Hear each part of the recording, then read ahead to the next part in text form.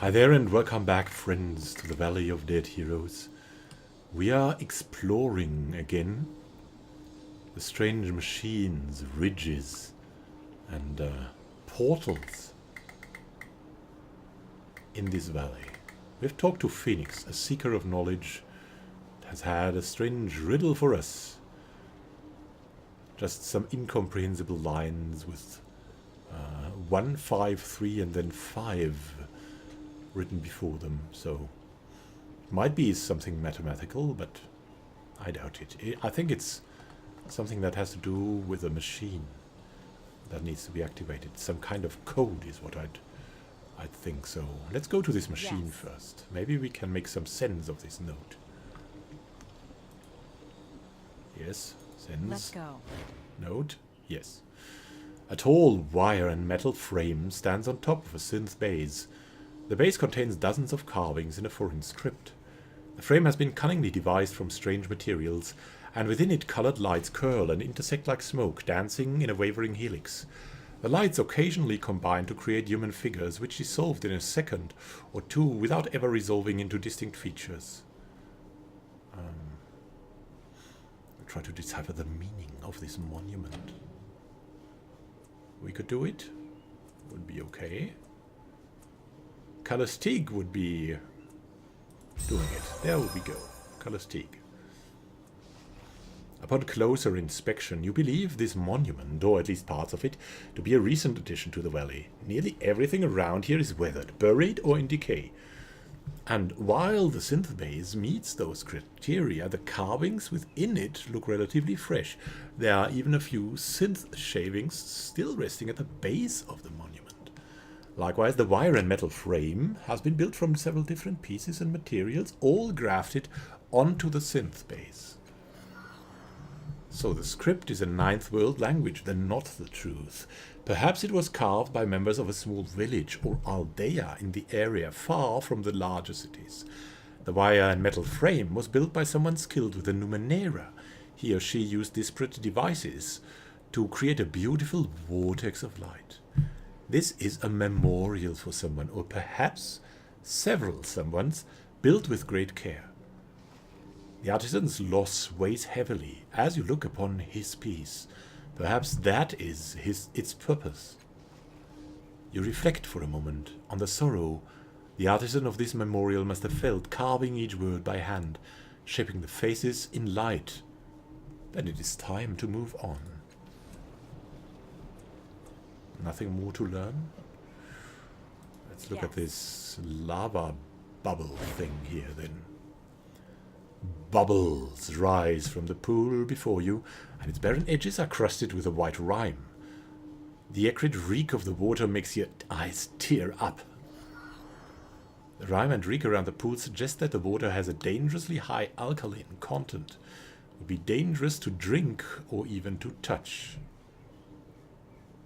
But we're a cast-off, come on. I think we can be dissolved in that. So that might be a way to die here.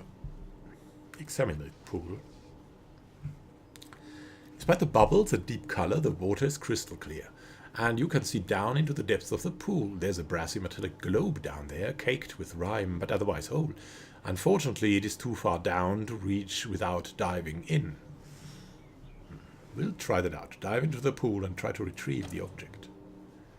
We could do it. We would be terribly bad at it. Calastig. Even worse. Rin. Not so good. Tibia would be better. We'll try Rin.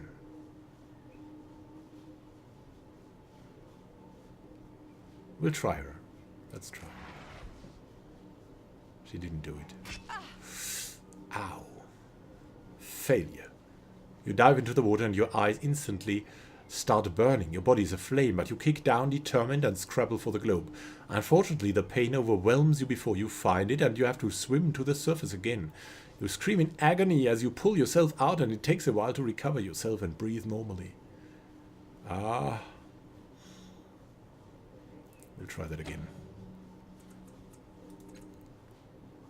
So Rin, probably not so much, right?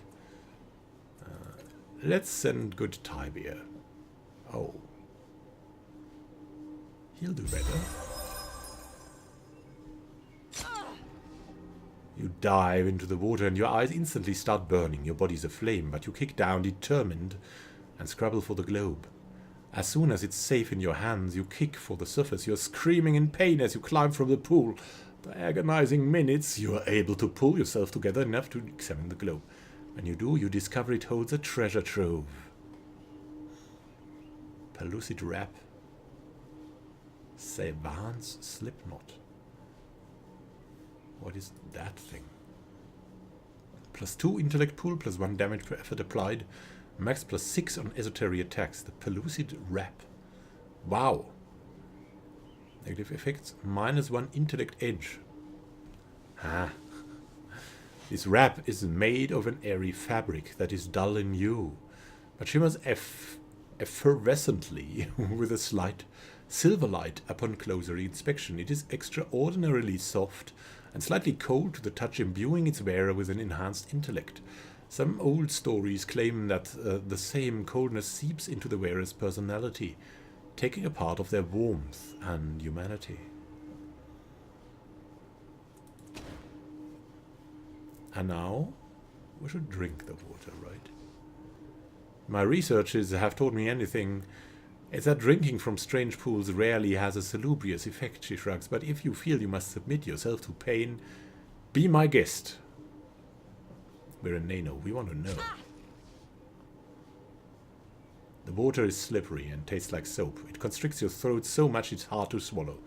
It burns on the way down. Okay, alright.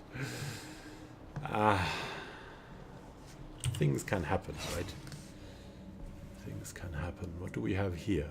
The Savant's slipknot.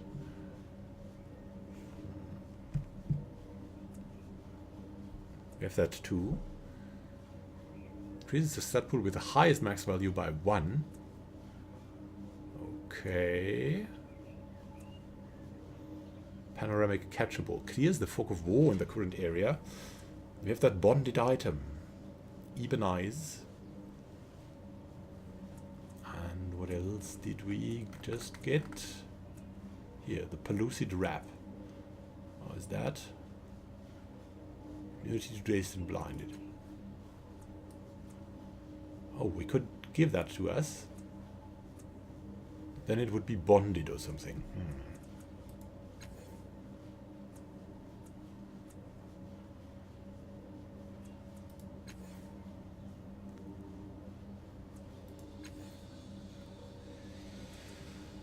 We could give it to Calistig. She has a 2-edge. We have also a 2-edge. Yeah, why not give it to Calistig? You know, it's... On the other hand, I think we'll try to use it ourselves. We don't need so much of an edge. We'll try to just use her for the easy tasks, Calistig, and we'll go for the hard tasks. So that will be a better choice then. Now we have a minor fatal. We are over our cipher limit.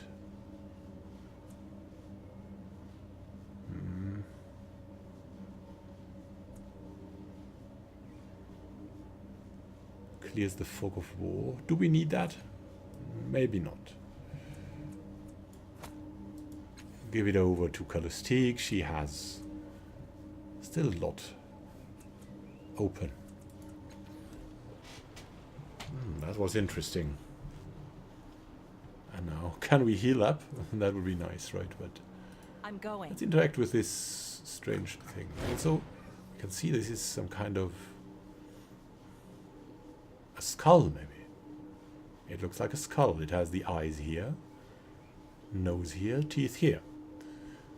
And what we have here is a tear in space. There is a tear in space here, like the patch of darkness near the entrance to the valley. A patch of white light hangs in the air, like glare bouncing off a window, except there is no window.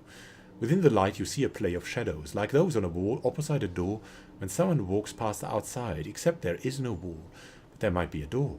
There's certainly a breeze coming from inside the shimmer, and echoes of sounds you're not hearing around you. If you stepped through, you might go anywhere, or maybe nowhere. It could be just a trick of the light. I'll examine that more closely.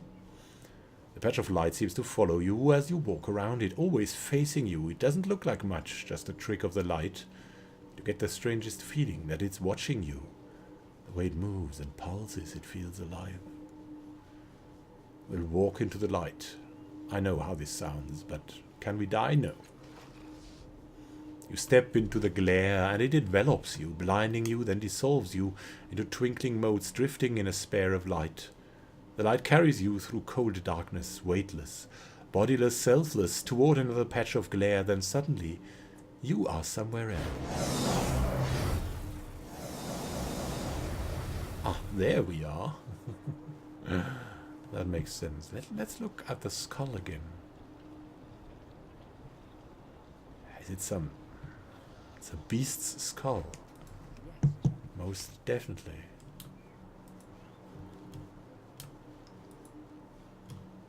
Silk ribbons and banners flap softly against the stone. These decorations are recent, perhaps several years old, but like everything else here, they have been forgotten. Something we could interact with here, and there's people lying around. Tantalum. Also eating people, are you? That seems like we would go over there. Hey friend, come over here. Sounds okay. Seek answers, I can tell. Who doesn't? An old battered-looking swordsman in dull grey armor stands here, whistling tunelessly. His hands hover near the hilt of his well-used sword. Scars wreathe his face, and what you took for a helmet reveals itself to be a dome of metal grafted to him. He smiles as you approach. How do, stranger? I am Tantalum. You know Tantalum? It's a metal, sticks to flesh. He raps his knuckles on the dome. Chirurgeons said they had to cut a chunk of my brain out too, so I lost my name and my history, and well, I took the name of the stuff that saved me. Scratches. Anyway, I needed to remember myself. It's said that the necropolis can give anyone what they seek. Knowledge, riches, fame, if you search hard enough. And I searched, and I found. Now I'm here to help others find their answers. You look like you're searching for answers too. There are hundreds, thousands of tombs in the necropolis. Legend says if you read them, learn from them, then you'll find the answers you seek. Gives you a warm smile. I promise it will be worth your while. Scan thoughts. You'll certainly find some answers, friend, even if they're not what you seek. One moment, Kausik says. You say you have searched these tombs. I've read of a certain symbol. 8 concentric rings carved into the stone, with beads within those channels and strings attached to those beads. It's some kind of stringed instrument, I believe. Have you ever seen such a thing? He taps his metal dome thoughtfully. You know, I think I may have. He stares off into the distance. Try tomb code 3543. Oh, let's note that down. 3543. That's the tomb code. So the other numbers we got from Phoenix, 1535, would also be a tomb code. Does that bring us to different tombs? That seems like it might be the one. We don't find it there. Keep looking. Your answers will be down there somewhere. He smirks a little. And if you find anything you want to trade, let me know.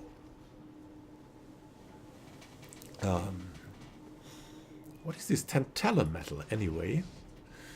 It's one of the only metals that adheres to living flesh. Rare people like me, maybe only me, can turn that property on and off with the power of a thought. It's why I've got this built-in helmet now, and it lets me control my blades. My sword, for instance, he slaps the hilt, and you see that he wears no belt to anchor the blade. His knives are likewise anchored directly to his flesh. If you want the sword, I need but think on it, and it's my hands. Likewise for the knives, they're also in my hands, and then, and this is the part I like, when I've buried them in an enemy, the blades are stuck there till I say it's time for them to go. Good thing this metal is bonded to respond only to me. If someone else could control it, why, I don't know what I'd do.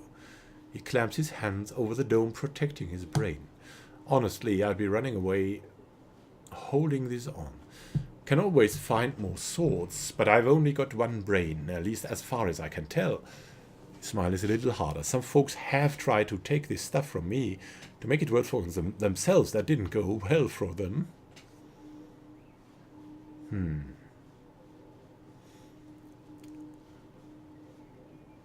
Based on the bodies, I'm guessing the cultists don't bother you much. He nudges one of the corpses with his foot. They've tried a couple of times. Once they even came to my tent at night and tried to cut my throat with my own blades. Idiots. My knives are made of tantalum, stuck to my flesh, and the cultists woke me. If they'd used the tools they'd brought like normal murderers would, instead of being impressed by mine, I'd be dead now. As you can see, I'm not, and the situation's markedly different for them too. And now?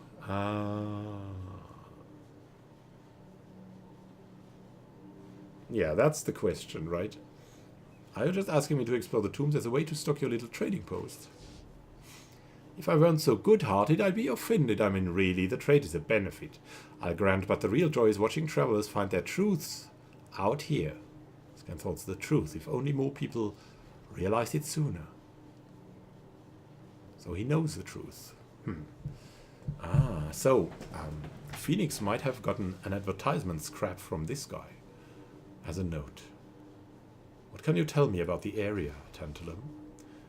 The whole place, this valley. It's been here for who knows how long. Someone came through and cleaned out all the life from the valley, and they made sure that nothing would ever grow up here again. Why are you standing around here? Waiting for any passers-by that are seeking truth like I was. I found my answer. I consider it my duty to help others find theirs.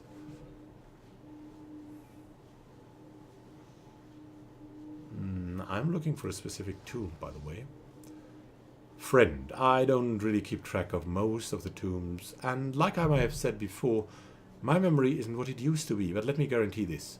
You explore these tombs, you're bound to find what you need. Okay, let's trade, man. Let's trade. What does he have? Limnic Rejuvenator. Oh. That looks good.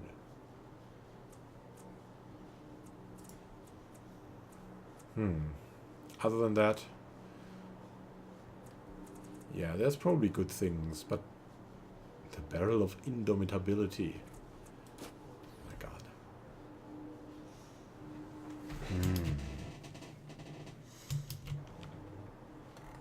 Well, let's pause this for now, then explore maybe into this direction. Strange tunnel. Thank you for watching, and happy gaming to you. This is Immanuel signing out. Have a good time until then.